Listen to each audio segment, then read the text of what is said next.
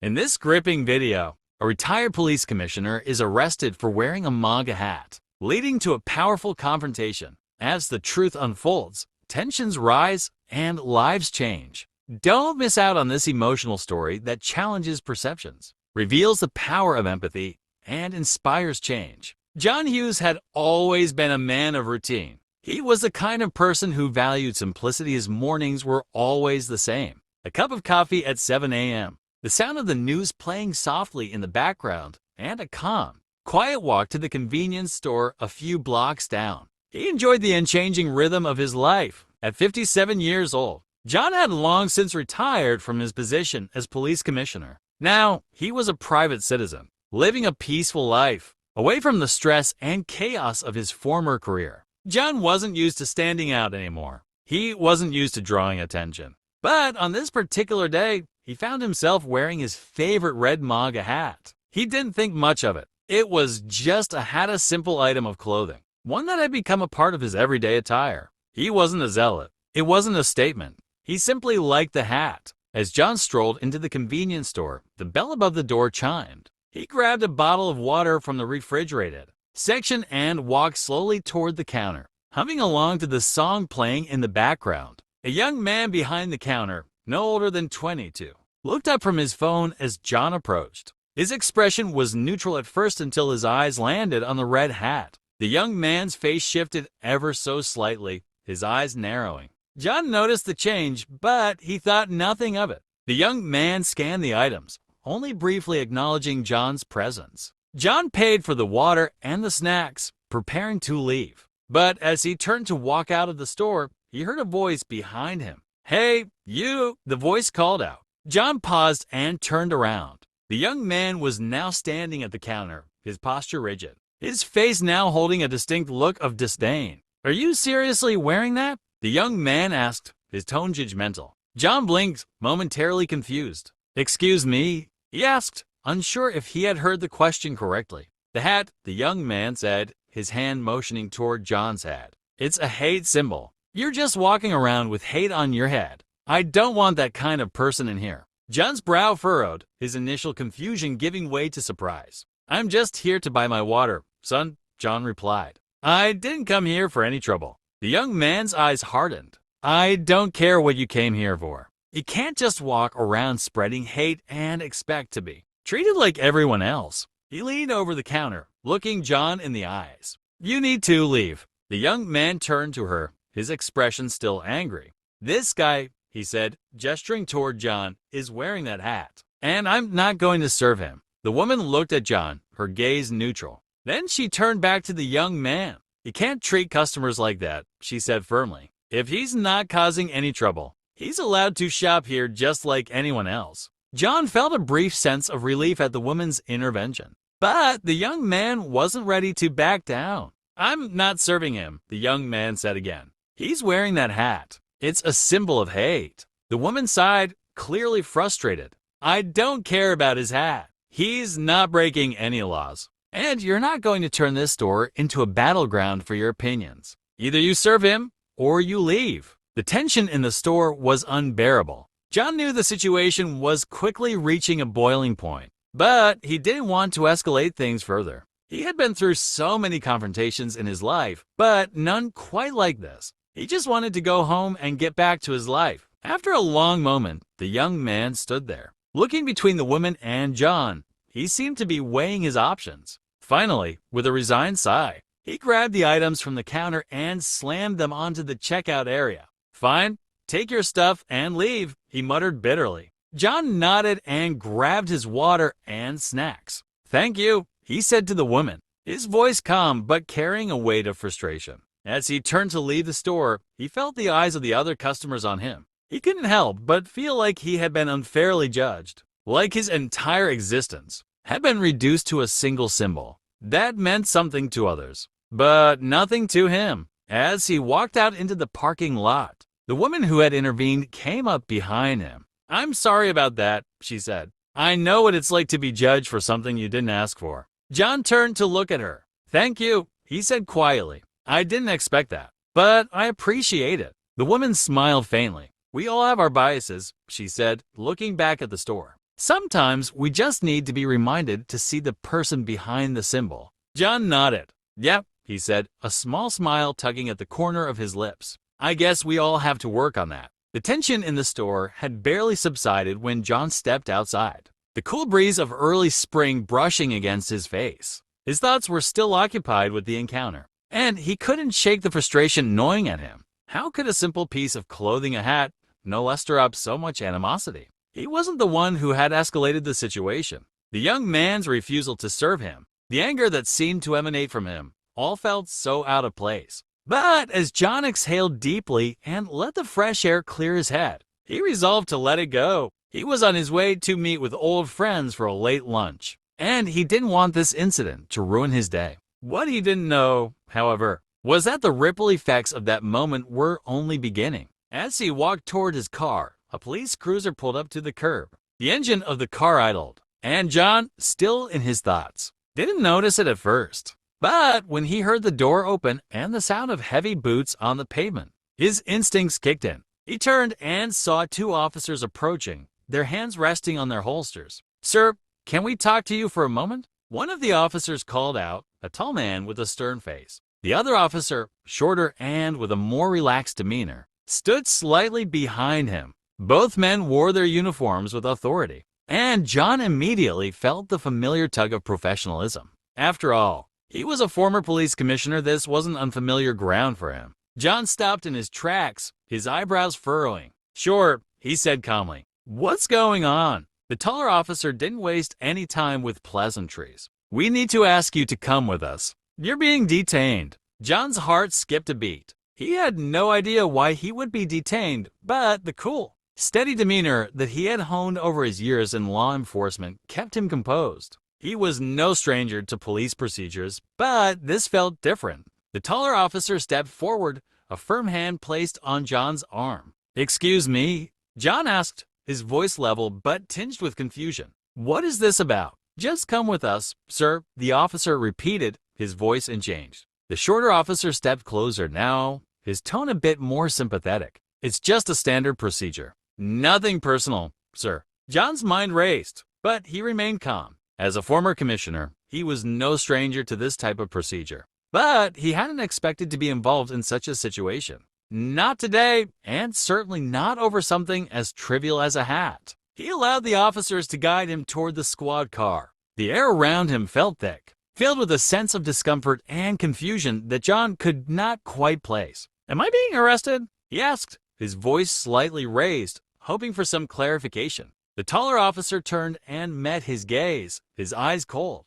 Let's just say you're being detained for questioning. We'll sort it out at the station. John nodded, taking a deep breath. All right, he said, his voice firm but restrained. I'll come with you, but I'll be making a complaint about this. The officers didn't reply. They just motioned for him to get in the car. John climbed into the back of the cruiser, his mind still spinning as he tried to make sense of what was happening. He was a retired police commissioner, for heaven's sake. He had served the city for decades, and yet here he was, detained by the very department he once led. As the car began to pull away from the curb, John looked back toward the store. The young man who had caused the incident was still there, no doubt telling his side of the story to the remaining customers. John's stomach churned at the thought, but he quickly pushed the emotion aside. There was nothing he could do now but try to understand why this was happening. The car ride to the station was a blur. The officers didn't speak to him again, and John didn't feel the need to break the silence.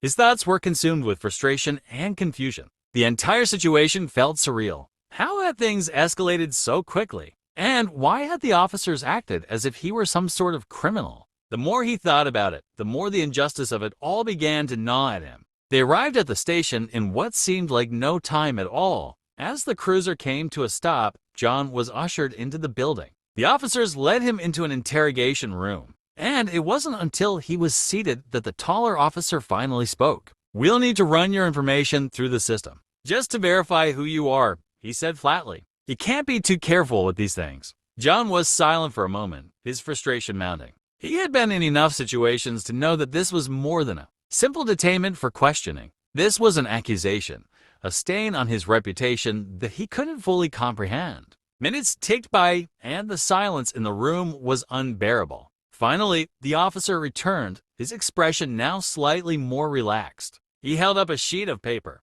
"We ran your information through the system," he said. "You're John Hughes, former police commissioner. I'm sorry, sir, but there's been a mix-up." John's jaw tightened. He knew where this was headed. "A mix-up?" he asked, his voice taut. "What kind of mix-up?" The officer sighed and rubbed the back of his neck. "It turns out you're not the person we thought you were. We've checked your identity, and there's no reason for you to be detained. You're free to go." John blinked, taken aback. He had no idea what the officer was talking about, but the relief that washed over him was almost overwhelming. He stood up slowly, still processing the words. The officer continued, "We've also received word from higher up that there was some confusion regarding your identity. It seems you're not who we thought you were in connection with the incident at the store. Someone else reported you, and we've had to follow through with the procedure." John took a step back, his mind still trying to catch up. "Someone else reported me?" he asked, his voice now rising in disbelief.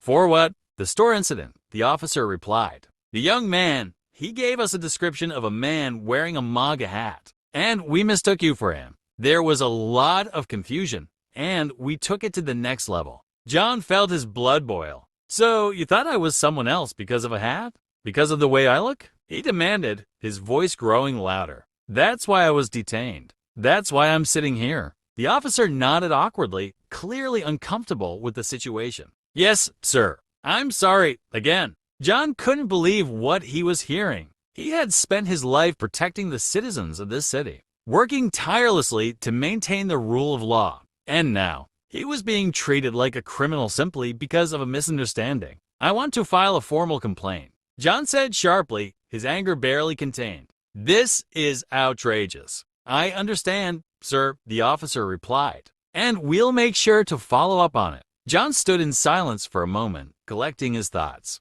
The situation was beyond frustrating, but as he took in a deep breath, he realized that the worst part wasn't the mix-up itself, it was the fact that people had judged him without ever knowing who he was. The way the world seemed to view him, based solely on the hat he wore, had opened his eyes to the realities of prejudice. As John left the station and walked into the sunlight, he realized that today's events would stay with him for a long time. They had shaken him, but they had also reminded him of something he had known for years. We must always look beyond appearances to truly understand the person standing in front of us. He made a silent vow to continue fighting against the kind of prejudice and misunderstanding he had just experienced. And in that moment, John Hughes, former police commissioner, found new resolve to ensure that no one would ever be judged so harshly again. John left the police station, the fresh spring air feeling cooler than he remembered. The sun was still high, casting long shadows on the sidewalks.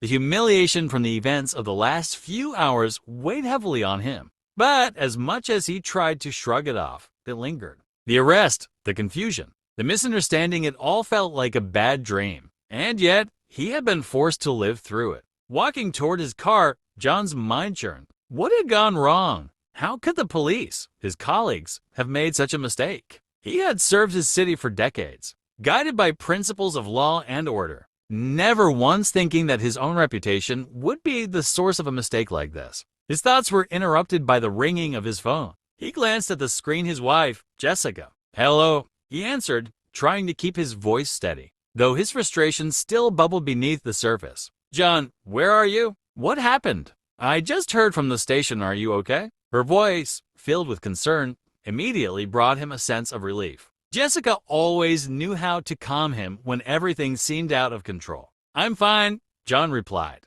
though the weariness in his voice betrayed his words. "It was a mix-up, Jess. They arrested me because of a misunderstanding. Someone reported me for something I didn't do." "A misunderstanding?" she echoed, her voice growing sharper. "But you're not just someone, John. You're—" "I know," he cut her off, rubbing his temples. "I know, but that's not the point right now. The point is they didn't even take the time to find out who I was before making that call. They assumed because I wore a hat, because of my hat." There was a long pause on the other end of the line, and John could hear Jessica sigh, a sound of both frustration and sympathy. "I know, it's wrong, but they should have known better. You were a police commissioner. You've served the city for how long? John smiled faintly at the mention of his years of service. It doesn't matter, Jess. It's not about that. It's about the fact that they didn't care to look deeper. He looked down at the MAGA hat he still wore, the red fabric now feeling heavy in his hands.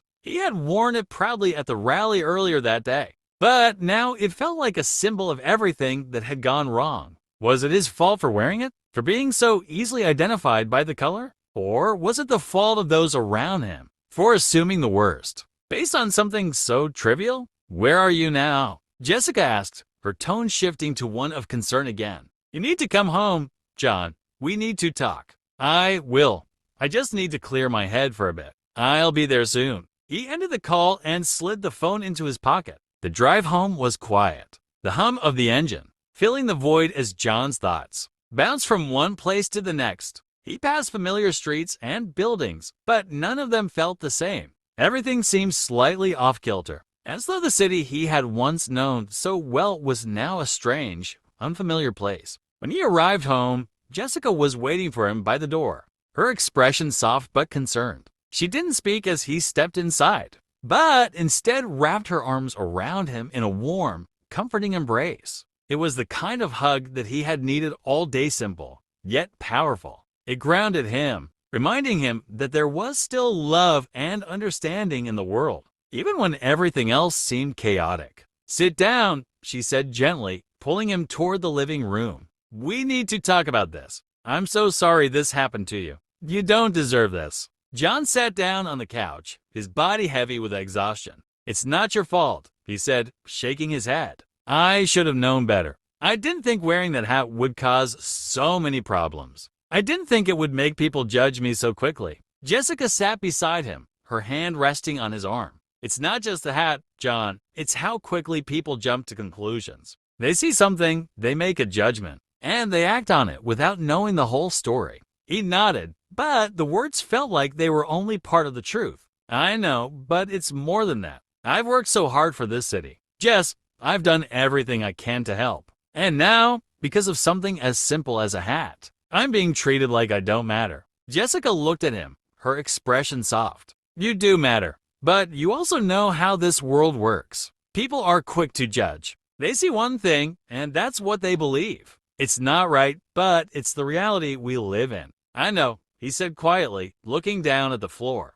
But what does that mean for me? What does it mean for someone like me, who spent so many years serving the city, trying to do the right thing? Does it all just get wiped away because of a misunderstanding? You didn't do anything wrong, Jessica said, her voice firm. But the world isn't fair. You've always known that. John leaned back against the couch, his hands resting on his knees. I just never thought it would be this way. I didn't think people would be so quick to judge me based on something so small. The silence between them was thick with unspoken thoughts. Jessica's hand squeezed his, a small gesture of comfort. But John felt a sense of uncertainty. The weight of the events that had unfolded today hung heavy over him. He had been treated as if he were a criminal, all because of something so insignificant as the hat he wore. And while he knew that he had done nothing wrong, the feeling of injustice still lingered. After a long moment, Jessica spoke again, her voice gentle. You've been through a lot today. Maybe it's time to let this go.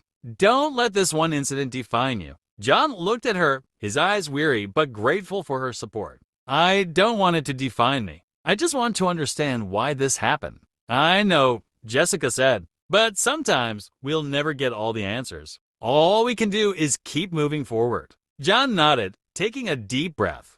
I just wish it hadn't happened like this. I wish people would look beyond the surface, beyond the hat, and see me for who I really am. Jessica smiled softly. We all wish that. But you've spent a lifetime serving the people of this city.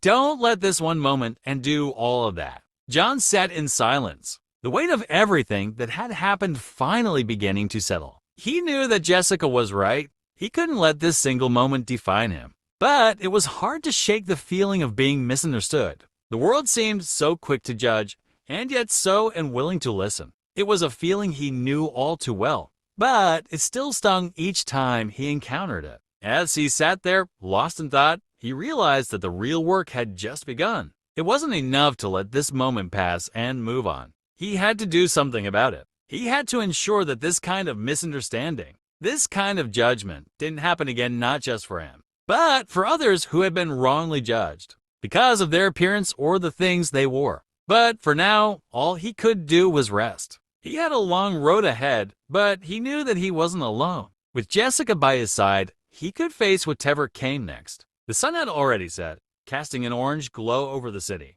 As John sat in his living room, the weight of the day still heavy on his shoulders, his mind kept wandering back to the incident at the station. How could his colleagues have treated him like that? A man with so much history with the force, who had helped build the department from the ground up, who had worked with these same people for years, and yet, in a split second, they had decided to arrest him based on a single moment, one which they had failed to understand. He stared out the window into the city that had been his life for decades, a place he had sworn to protect and serve. But now, he felt like an outsider, as though he didn't belong here anymore. It wasn't just the arrest, it was the way people seemed to view him, as if they had already made up their minds about who he was before even speaking to him. Jessica, his wife, had tried to offer comfort, but even she knew that words couldn't fix what had happened. The shame, the embarrassment, it was something that John couldn't easily shake off. It wasn't just a mistake. It was a clear illustration of how quickly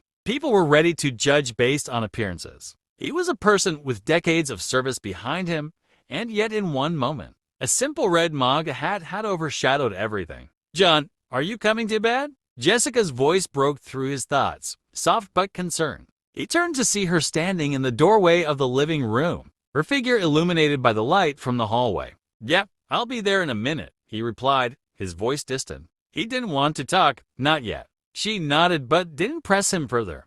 John could tell she was worried, but what could she say? He had been a pillar of strength for their family for years. Now, all he felt was a sense of loss of dignity, loss of respect, and a nagging feeling that he had failed somehow. The next day, John decided to go to the station. He needed to speak with the officers involved to understand why they had made such a rash decision. It wasn't about getting back at anyone, it was about finding closure, about knowing that he hadn't been completely abandoned by the department he had once led. When he arrived, he was greeted with a mix of reactions. Some of the officers avoided eye contact, as though embarrassed by the situation. Others looked at him with uncertainty, not knowing how to react. It was clear that the incident had created a divide, and John didn't know how to bridge it. He walked into the office of Chief Reynolds, the man who had taken over as police commissioner after John retired. Reynolds was sitting behind his desk, papers spread out in front of him. But his face softened when he saw John walk in. He stood up immediately, motioning for him to sit. "John, I didn't expect to see you here today," Reynolds said, his voice a mix of surprise and caution. He was a decent man, but John could tell that this whole situation was uncomfortable for him too. "I'm sorry about what happened yesterday. It wasn't supposed to go down like that. I need to understand why it did," John replied, his tone firm but not angry. "Why was I treated like a criminal? Why was I arrested before anyone took the time to figure out who I was?" Reynolds sighed, sitting back in his chair. "It was a miscommunication, John, a mistake. We received a call about someone disturbing the peace at the rally, and your appearance with the hat got mixed up in it. Honestly, I don't know why they didn't double-check before making that call. They should have known better." "Should have known better," John echoed, his voice a little sharper now. "I spent years building this department, building relationships with these officers, and yet no one thought to check my identity before making that call. What does that say about the department?" Reynolds didn't have an immediate answer. He leaned forward, his expression serious. "Look, I know this doesn't help, but the department didn't mean to undermine you. This was a poor decision made in the heat of the moment. We're going to take steps to make sure this doesn't happen again. We're going to talk to the officers involved and ensure this kind of thing doesn't slip through the cracks." John nodded, but the anger still simmered beneath the surface. "I just want to know that my career meant something, that the work I did, the relationships I built, weren't erased by one single moment of misunderstanding." Reynolds nodded, his eyes full of empathy. "It wasn't erased, John. It just got lost in the shuffle. But we'll fix this, I promise you." John stood up, the weight of the conversation hanging heavy on him. "I don't know if it can be fixed, Chief, but thank you for being honest with me." As John left the office, he felt a small sense of relief. Maybe things would get better. maybe the department would make changes.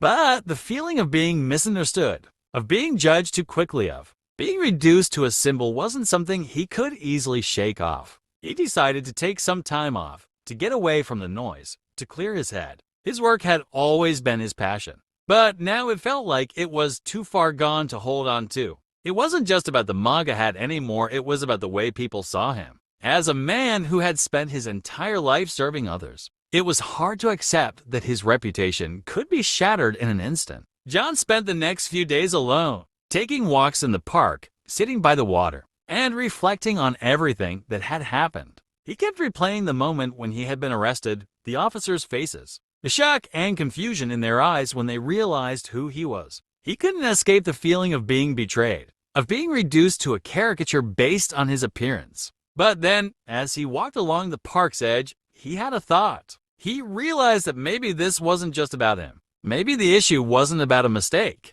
or about being judged because of the hat he wore. Maybe it was about how quickly society had become a place where we see a symbol and make assumptions about the person behind it. The incident with the hat had been a wake-up call for John, but it also made him realize something deeper about the world around him. John was determined to make a change. It wouldn't be easy, and he knew it wouldn't happen overnight.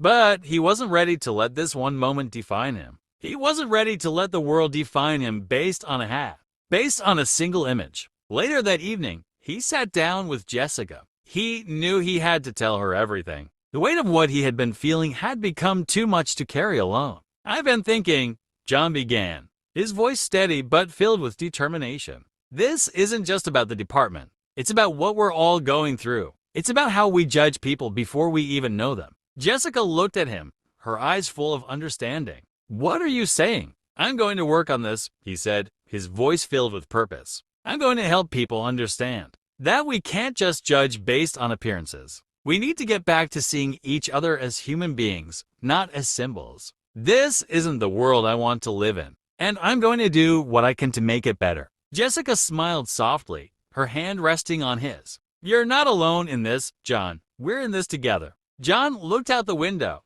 the city skyline in front of him, the lights twinkling in the distance. It wasn't going to be easy, but he was ready to face whatever came next. Because in the end, it wasn't about the hat or the arrest, it was about who he was, who they all were, and what they could do to change the world for the better. The days after the incident were a blur for John. He had returned to his home, spent long hours with Jessica, and even tried to reconnect with old friends. But the gnawing feeling of having been misunderstood still lingered. It wasn't just the arrest that stung, it was the way it had all unfolded so quickly. No one had paused to ask, to understand, or even to wonder if they had made a mistake. John was ready for something to change, but it was hard to shake the feeling that no one in his life truly saw him for who he was. But that was about to change. As John sat in the kitchen, nursing a cup of coffee one quiet morning, his phone buzzed. It was a text from an unknown number. His heart skipped a beat as he read it.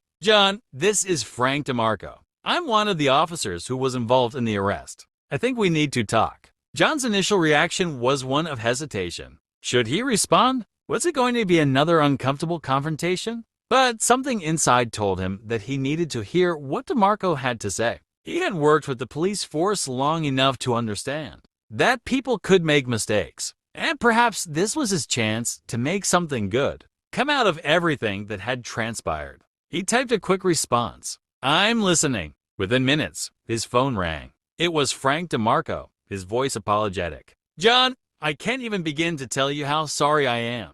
Frank began, his tone sincere. "When we arrested you, we were just doing our job. But I should have known better. You've been a part of this department longer than anyone else, and I should have recognized you right away. We acted on impulse. We didn't think." John listened in silence for a moment, his emotions mixed. The anger he had felt was still there. But there was something else now, a deep, aching understanding that maybe Frank, too, was just a part of the larger problem. "I get it," John finally said, his voice steady. "You didn't know who I was. But this isn't just about me. It's about the fact that in one moment, everything I've done in my career, everything I've built with this department, was erased because of a symbol, because of a hat." There was a long pause before Frank spoke again. "You're right. It shouldn't have happened that way. I've been thinking a lot about what happened, and I want to make things right.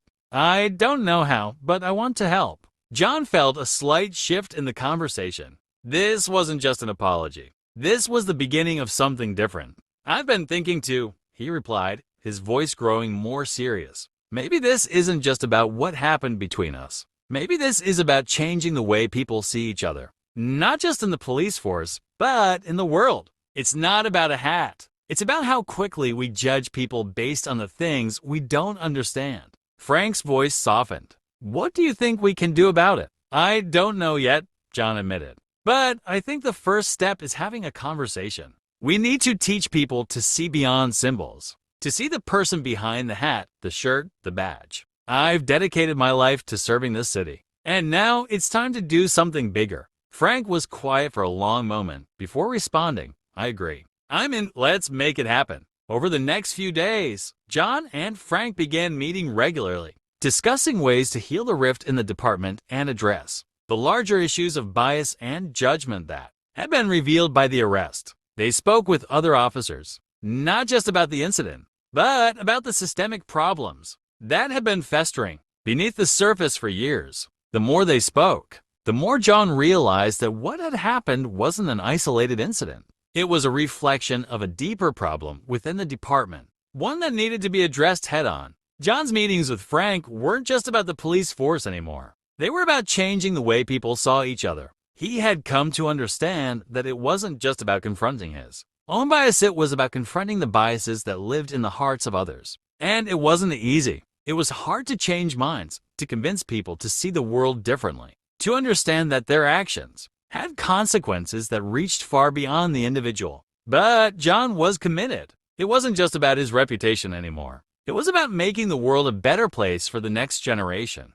for everyone who would come after him. If he had spent his career fighting for justice, then this was his next fight. A few weeks later, things began to change. The department issued an official apology to John, acknowledging the mistake that had been made. They implemented new training programs focused on implicit bias, communication, and understanding. Officers were encouraged to engage with the community in ways that fostered respect and empathy, not just authority. It wasn't perfect, and the road ahead was still long, but it was a step in the right direction. For John, the process of healing was slow. The sting of that moment, when he had been arrested in front of his own officers, would never fully go away. But as he looked back on everything that had happened, he realized that this experience had taught him something invaluable. It had taught him that it wasn't enough to simply hold onto the things you believed in. You had to challenge your own assumptions and push for change, even when it was uncomfortable. The true test came a few months later, when John was invited to speak at a conference on police reform. It was a small gathering, but it was a significant one. As he stepped up to the podium, he could feel the weight of the moment. This was his chance to share his story, to speak about the importance of understanding, of empathy, and of seeing people as more than just symbols. I stand here today not as a police commissioner, he began, his voice strong, but as a man who learned that sometimes the things we think we know are the very things that hold us back from progress. We've all been guilty of it, judging others based on the surface, based on things we don't understand. But if we want to move forward, we have to be willing to look beyond the surface and see the person standing in front of us. The audience was silent, listening intently. John continued, sharing his story, speaking about the impact of the incident and how it had changed the way he viewed the world. As he spoke, he saw a shift in the room. People were beginning to listen, beginning to understand. When he finished, the applause was deafening. It wasn't just because of what he had said. It was because people were finally beginning to understand the importance of looking beyond the surface. The lesson that John had learned, the lesson that had taken him years to fully grasp, was now being shared with others. And for the first time in a long while, John felt at peace. As he left the stage, Frank DeMarco, who had been in the audience, approached him. "You did it," Frank said, his voice filled with pride. "You've changed things." John nodded, his heart full. "We've changed things." It wasn't just about the arrest anymore. It was about everything that had followed the healing, the understanding, the change that was slowly but surely beginning to take root. And as John left the conference that day, He knew that his fight wasn't over. But now he had hope, and hope, he knew, was the first step toward real change.